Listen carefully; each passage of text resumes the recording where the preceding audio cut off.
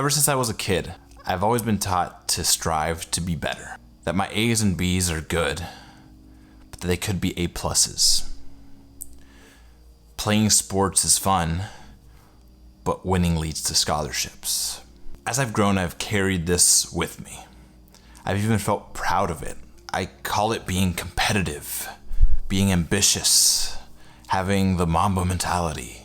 In my head, I set these huge goals for myself, for who I wanted to be, where I wanted to be, what I needed to accomplish to feel fulfilled. I even found I was often confused by those that I saw as being complacent because they weren't chasing after being the best, whatever that meant. But as I started to add goals to my list, visions to a board, books to my bookshelf, I started to notice my chase taking a detour.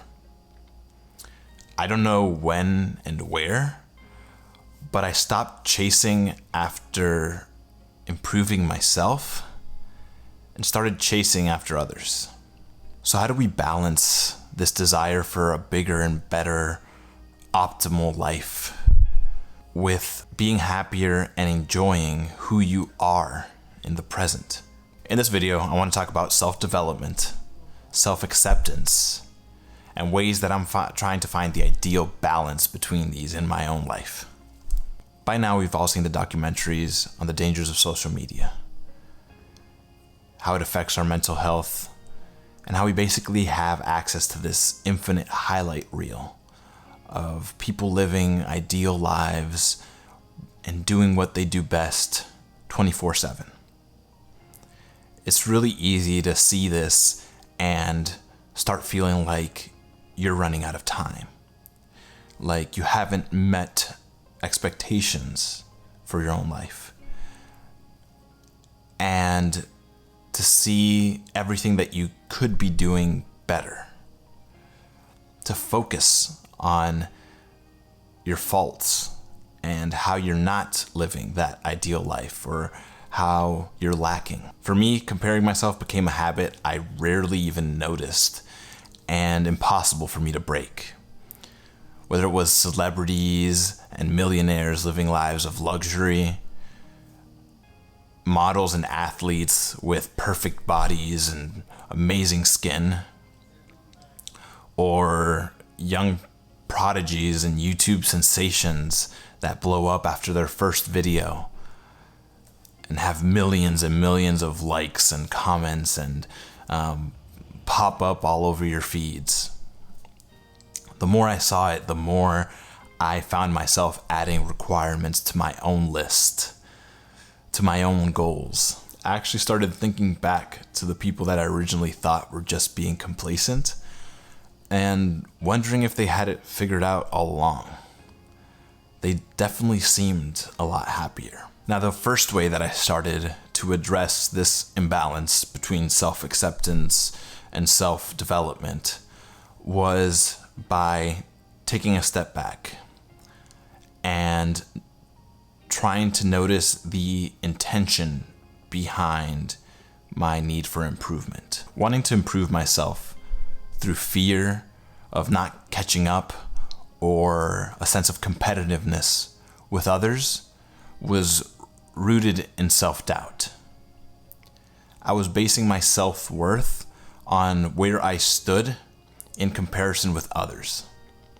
And trust me, when you do that, when you start comparing yourself to other people, you're always gonna find examples where you come up short.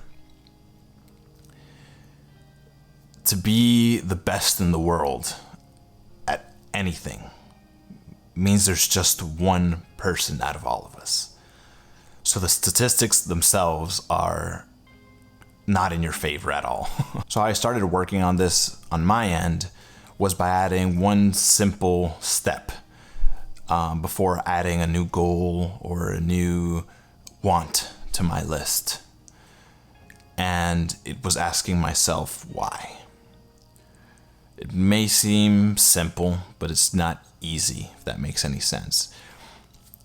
But just sitting down and asking myself, why do I want this? Why is this a goal of mine? What will this do? If I was by myself in this world and I achieve this, would I be happy with the result? The choices nowadays are infinite. We have a whole catalog of things we can choose to do on who we choose to be. We have so many different lifestyles that we can choose from now that it's easy to get overwhelmed and think that you have to do it all. The second, and in a sense more impactful way that I've managed this imbalance is gonna sound a little cliche. You've probably heard it before. It's to take action, to actually do the things that are on your list, to actually work towards your goals. For myself, I started noticing that I was spending a lot more time adding things to my list, the things that I wanted to achieve, and a lot less time actually checking those off or working towards them. When thinking back at it, I always used to say that I was addicted to self-development and improving myself, however cringe that sounds.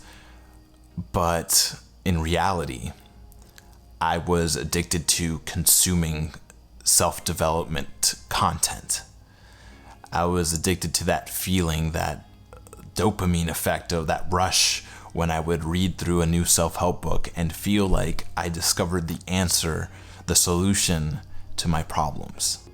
It's funny because the first thing that I typically do after finishing a new self-help book is reach out to friends and family or anyone that would listen and kind of preach the advice I had just learned. Like I was some type of guru, or I had discovered something new, like a new solution, and it felt good. It felt good to go to people and tell them, oh, if you're dealing with anxiety issues, if you're not getting things done, these are the 5 techniques that you should start thinking about and doing them, when I wasn't doing them myself. So on the other end, what I noticed was when I took that step back and actually started executing and doing lots of these things, when I actually started looking at that list and focusing on one thing that I wanted to actually work towards, was I felt a lot better. I started feeling happier. I started feeling more accomplished. I had less time to compare myself to other people. Sometimes I even noticed I wanted less. I would find myself in the middle of doing something. I'm like, you know what? I might actually not have to worry about being in the Forbes 30 under 30, because I'm actually pretty happy right now just filming this, learning how to edit this YouTube video, or figuring out lighting and how that works. Like, I'm actually pretty content, like improving and doing that. The power of actually doing things can be transformational. That being said, on this channel, I still want to discuss self-development and different tips and techniques that I've learned and continue to learn as I navigate through my own life. But despite how bad it might be for the YouTube algorithm, I want to encourage you to think about maybe not clicking that next video and setting some time aside, closing YouTube, going to your lists or wherever you have written down your goals or what you want to accomplish. Pick one item that resonates with you and go do it. Take some action. Go learn it. Go practice it. I promise you, if you do that and give yourself some time, you'll be amazing at it.